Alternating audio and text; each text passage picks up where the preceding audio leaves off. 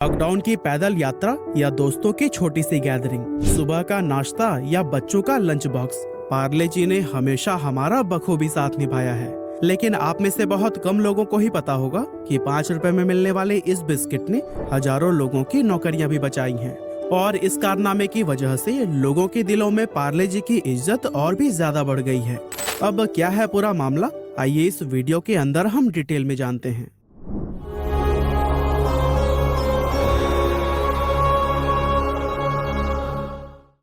दोस्तों, पार्ले जी सिर्फ एक बिस्किट नहीं बल्कि एक इमोशन है जिससे अमीर हो या गरीब, बच्चे हो या बड़े, हर कोई एक जैसा ही लगाव महसूस करता है। लेकिन पिछले साल पार्ले जी से जुड़ी एक ऐसी बात सामने आई जिसने सभी को हैरान करके रख दिया। असल में हुआ यूं कि उड़ान ने जब पार्ले जी कंपनी से उसकी बिस्किट्स खरीदने चाहे तो अपने बिस्किट्स बेचने से कंपनी ने साफ इनकार कर दिया। अब भाई ये उड़ान क्या है और इसने पार्ले जी के ऊपर केस क्यों कर डाला? तो बेसिकली उड़ान एक B2B ऑनलाइन प्लेटफॉर्म है जिसे फ्लिपकार्ट के 3 एक्स एम्प्लॉइज ने मिलकर स्टार्ट किया था। ये प्लेटफॉर्म इंडिया के होलसेलर्स, ट्रेडर्स और दुकानों को सीधा मैन्युफैक्चरर से जोड़ने का काम करता है। मतलब एक एग्जांपल से समझते हैं, आपके आसपास जो किराना स्टोर्स है ना, वहाँ तक कोई भी सामान 4 स्टेप्स के थ्रू मिलता है। पहला मैन्युफैक्चरर जो कि सामान को बनाता है, दूसरा डिस्ट्रीब्यूटर जो कि मैन्युफैक्चरर से सामान लेकर होलसेलर्स तक पहुंचाता है, और फिर लास्ट में होलसेलर्स पूरे एरिया के रिटेलर्स तक उस सामान को पहुंचाते हैं। अब उड़ान क्या करता है कि डायरेक्ट मैन्युफैक्चरर से सामान उठाता है और सीधा रिटेलर्स तक पहुंचा देता है। यानी बीच के जो 2 स्टेप्स है ना, उसको उड़ान खत्म कर देता है। वैसे ये आइडिया बुरा तो बिल्कुल भी नहीं है, इसीलिए उड़ान आज के टाइम पर एक फास्टेस्ट ग्रोइंग यूनिकॉर्न स्टार्टअप्स में से एक है, जहां इस प्लेटफॉर्म पर लाखों प्रोडक्ट और बिजनेसेस इससे जुड़े हुए हैं। लेकिन हैरानी की बात तो ये है कि इतने बड़े पोर्टल पर पार्ले जी अवेलेबल ही नहीं था, जो कि देश के हर कोने में बहुत ही आसानी से मिल जाता है। इसीलिए उड़ान ने पार्ले से कांटेक्ट किया और उसे ऑफर दिया कि हम आपके प्रोडक्ट को डायरेक्ट आपसे खरीदकर सीधे रिटेलर्स तक पहुंचा देंगे, जहां बीच में किसी भी तरह का मिडलमैन नहीं होगा और ना ही उन्हें कुछ कमीशन देना पड़ेगा। अब देखा जाए तो शायद ही कोई ऐसा बिजनेस होगा जिसके पास कस्टमर खुद चलकर आए और वो अपना सामान बेचने से इनकार कर दे, वो भी तब जब उसे नॉर्मल से ज्यादा प्रॉफिट मिल रहा हो। लेकिन पार्ले ने उड़ान को अपने बिस्किट्स बेचने से साफ मना कर दिया।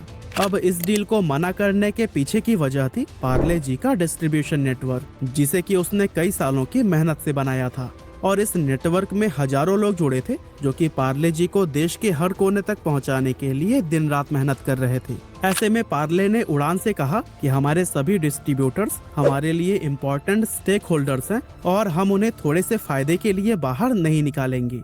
और अगर आपको हमारा बिस्किट चाहिए ही तो आप हमारे किसी भी डिस्ट्रीब्यूटर से ले सकते हैं। अब पार्ले का इस तरह डील के लिए साफ मना करना उड़ान को बिल्कुल भी अच्छा नहीं लगा, क्योंकि पार्ले जी जैसा कॉमन बिस्किट अगर इतने बड़े प्लेटफॉर्म पर नहीं मिलता तो ये वाकई में हैरानी की बात होगी। और इसी वजह से उड़ान पहुंच गया CCI यानी कि कंपटीशन कमीशन ऑफ इंडिया के पास। अब जो लोग नहीं जानते उनको हम बता दें कि CCI का काम इस चीज की जांच करना होता है कि कोई भी कंपनी अपनी पोजीशन या फिर साइज का गलत इस्तेमाल तो नहीं कर रही।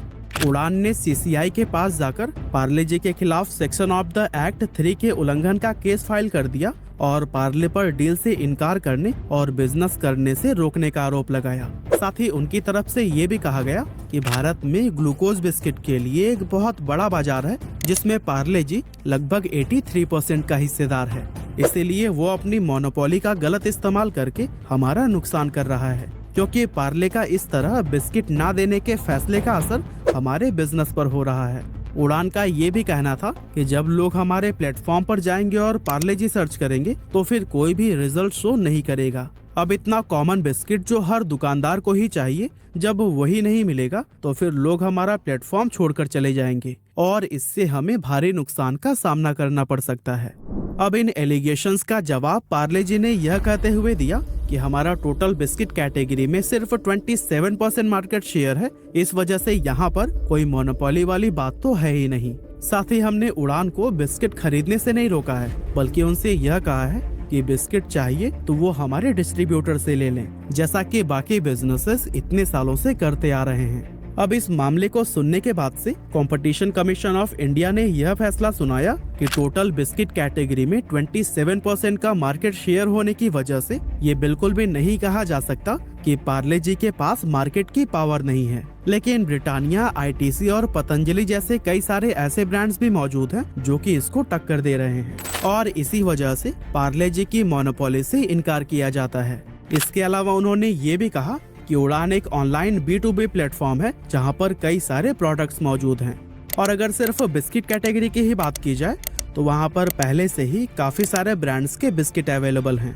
ऐसे में उड़ान पार्ले के प्रोडक्ट्स पर पूरी तरह से निर्भर नहीं है और न ही ये उसके लिए एक मस्ट स्टॉक आइटम है। इसीलिए अगर पार्ले चाहेगा तो अपना प्रोडक्ट डायरेक्टली सेल करेगा और अगर नहीं चाहेगा तो ऐसे में उड़ान को ये बिस्किट डिस्ट्रीब्यूटर से ही लेने होंगे। इस तरह से उड़ान ये केस हार गया और पार्ले जी की जीत हुई। अब जिस तरह से पार्ले ने अपने फायदे के बारे में न सोचते हुए डिस्ट्रीब्यूटर्स के हक में लड़ाई लड़ी, इस कंपनी ने एक बार फिर से पूरे भारत का दिल जीत लिया और शायद यही वजह है कि आज ये दुनिया का सबसे ज्यादा बिकने वाला बिस्किट ब्रांड है और मार्केट में हजारों तरह के बिस्किट्स होने के बावजूद लोग पार्ले जी को अपने दिल के बेहद करीब मानते हैं।